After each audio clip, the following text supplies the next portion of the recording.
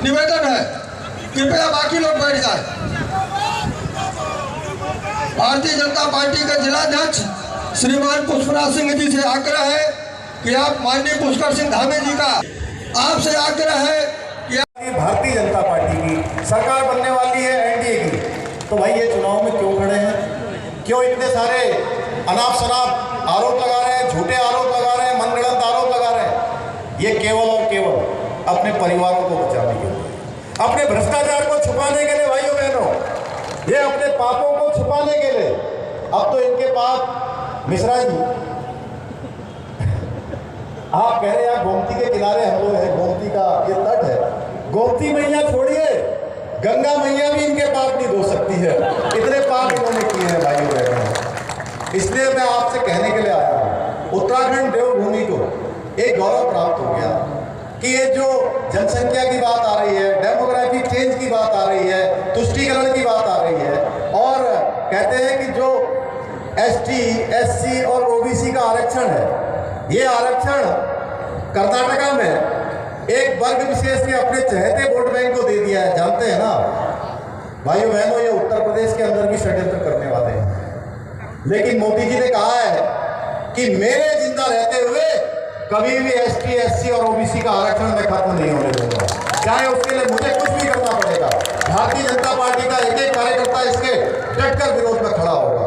भाइयों बहनों, हमने जो देश का संकल्प था, देश की आजादी के बाद से लेकर 1950 से लेकर अब तक, कि देश के अंदर सभी लोगों के लिए एक समान कानून होना चाहिए, एक देश के अंदर एक संविधान होना चाहिए, देश के अंदर एक प्रधान होना चाहिए, देश के अंदर एक निशान होना चाहिए। हमने उत्तराखंड के अंदर भाइयों बहनों समान नागरिक संहिता का विधेयक पारित कर दिया है। वहां पर विधेयक बन चुका है कि उत्तराखंड में रहने वाले हर एक व्यक्ति के लिए अब एक समान कानून होगा।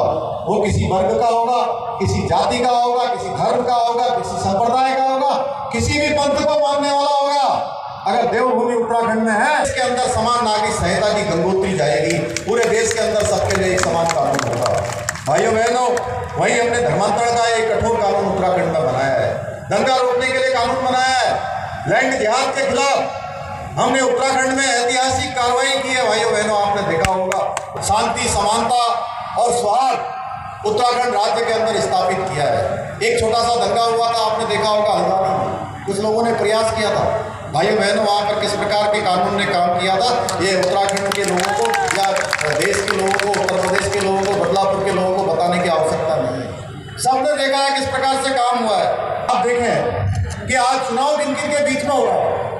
एक तरफ मोदी जी हैं, जिनकी पार्टी ने कृपा शंकर जी को खड़ा किया है, भारतीय जनता पार्टी है जो देश में विकास, आर्थिक तरक्की की बात कर रहे हैं, जबकि जो गठबंधन के लोग हैं वो कहीं झूठ बोल रहे हैं कि 400 सीटें आएंगी तो क्या करेंगे, संविधान बदल देंगे, 400 सीटें आएंगी तो आरक्षण खत्म कर देंगे।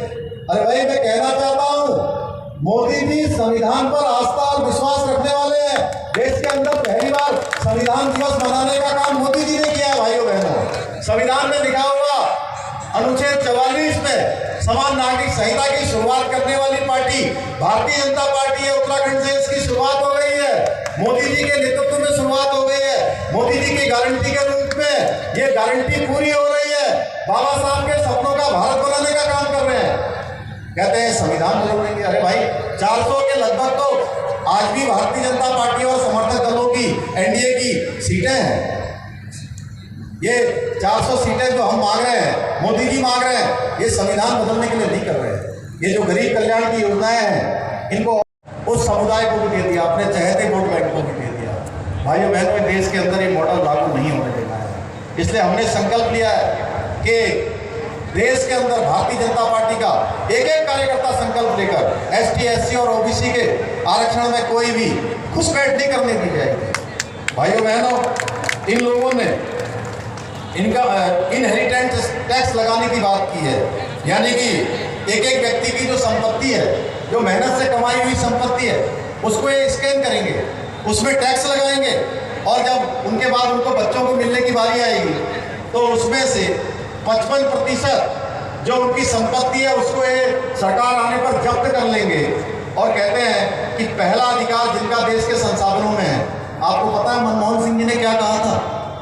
मनमोहन सिंह जी का वीडियो है, उन्होंने कहा था कि इस देश की जो संपदा है, इस देश की जो संपत्ति है सरकार की, उस पर पहला हक एक वर्ग विशेष के लोगों का है। तो भाइयों बहनों, आपके भी जो 100% जो आपकी संपत्ति आपको बच्चों को मिलनी चाहिए, उस संपत्ति में से 55% जब्त कर देंगे, इनहेरिटेंस टैक्स लगा देंगे, विरासत का टैक्स लगा देंगे। और कांग्रेस अब ओबीसी आरक्षण को भी छीन कर अपने वोट बैंक को देना चाहती है। इसलिए मोदी जी कहते हैं देश के